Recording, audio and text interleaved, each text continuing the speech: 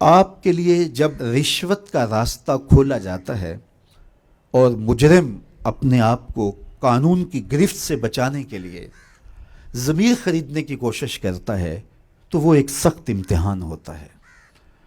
اس وقت اس مقام پہ کھڑا رہنا اور اپنے ضمیر کا سودا نہ ہونے دینا، یہ وہ سرخروئی ہے اور یہ وہ کامیابی ہے کہ جو آپ کو میٹھی نیند بھی دے گی، آپ کو قرار باطن بھی نصیب کرے گی، اور سب سے بڑی بات قیامت کے دن حضور کی شفاعت بھی نصیب فرمائے۔ میں اور آپ جو لکھا ہوا رزق ہے وہ پاتے ہیں۔ اب اس لکھے ہوئے مقسوم رزق کو حاصل کرنے کے لیے ہم چاہے جائز راستہ اختیار کر لیں، چاہے ہم ناجائز راستہ اختیار، یہ ہمارا اختیار ہے اور اسی اختیار پہ ہمیں پکڑ ہے۔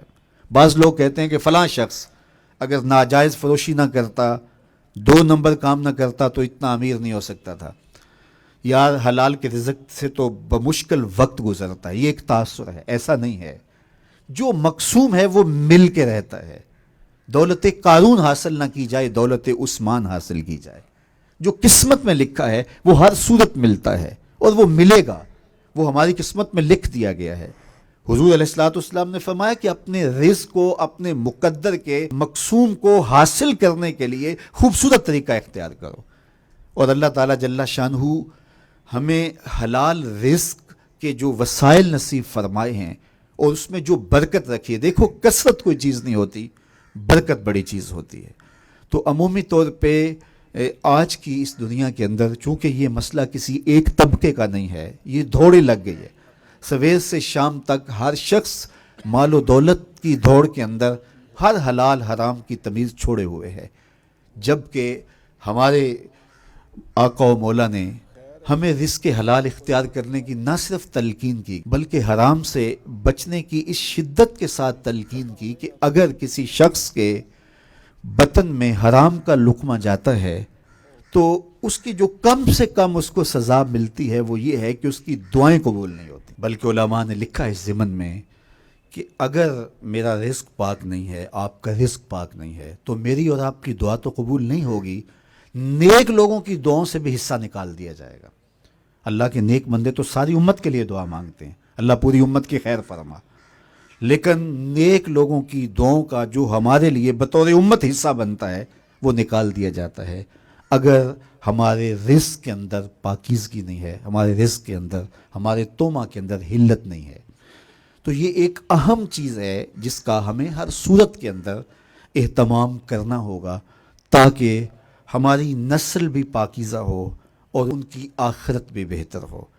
چونکہ رزق حلال سے پلا ہوا جسم اور رزق حرام سے پلا ہوا جسم دونوں میں فرق ہے، اور اللہ تعالیٰ جل شانہ نے ہمیں حلال رزق کمانے کی نہ صرف تلقین کی ہے، حرام سے بچنے کی سخت تاکید کی۔ ہمارے بزرگ و صوفیہ فرماتے ہیں کہ جو شخص رزق کی پاکیزگی کا اہتمام نہیں کرتا تو اس کا باطن کبھی بھی روشن نہیں ہو سکتا، حتیٰ کہ اس کے ضمیر کو مرتے ہوئے بھی دیر نہیں لگتی ہے۔ تو مجھے بھی، آپ کو بھی اور پوری قوم کو ہمیں پاکیزہ رزق کو اختیار کرنے کے لیے تگ و دو، تردد، کوشش اور محنت کرنی چاہیے، اور اللہ کی طرف سے دیے گئے تھوڑے رزق پر توکل سیکھنا چاہیے۔ سیدنا علی المرتضیٰ رضی اللہ تعالی عنہ کا ایک فرمان سنیے، آپ نہال ہو جائیں گے کہ میرے حضور نے کیا ارشاد فرمایا۔ کہ بعض کا ایسا ہوتا ہے کہ انسان دائیں بائیں دیکھتا ہے کہ اطراف کے اندر لوگ موج کر رہے ہیں اور میں بھی اسی منصب کا شخص ہوں، لیکن میں رزق حلال کی تلاش میں بہت پیچھے رہ گیا ہوں۔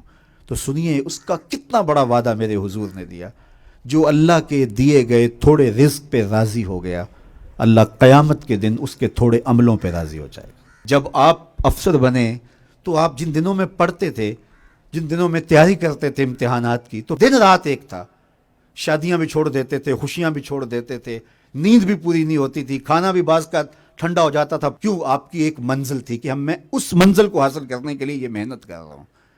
تو آج آپ کے کندھوں کے اوپر یہ جو پھول لگے ہیں، یہ آپ کا اعزاز ہے، یہ آپ کی تکریم ہے، معاشرہ آپ کو عزت دیتا ہے۔ تو یہ آپ کی اس محنت کا نتیجہ ہے۔ وہ بوائی کے موسم میں آپ نے بیج بوئے تھے، آج اس کی فصل کاٹ رہے ہیں۔ اسی طرح یہ دنیا بوائی کا موسم ہے، سارا آخرت کٹائی کا موسم ہے۔ یہ ساری زندگی ہے کتنی؟ 50 سال، 60 سال، 70 سال کتنی ہوگی؟ یہی زندگی ہے. اور آخرت کا ایک دن 50,000 سال کا ہے. قرآن بتاتا ہے 50 سال کا نہیں، 100 سال کا نہیں، 50,000 سال کا ایک دن. اس زندگی کے مقابلے میں اس 60 سال 50 سال کی زندگی کو رکھو، جس میں بڑھاپے کے دھکے بھی ہیں، بچپن کی مدہوشیاں بھی ہیں، تیسرا حصہ سو کے بھی گزارا ہے. 17-18 سال زندگی بنتی ہے. جب موت آتی ہے تو اس وقت بندہ سوچتا ہے یار زندگی تو گزر ہی جانی تھی، لیکن اس وقت ہاتھ ملنے سے کچھ نہیں ہوتا. آج وقت ہے، وقت پر کافی ہے قطرہ بھی آب خوش ہنگام کا. جل گیا جب کھیت برسا می تو پھر کس کام کا.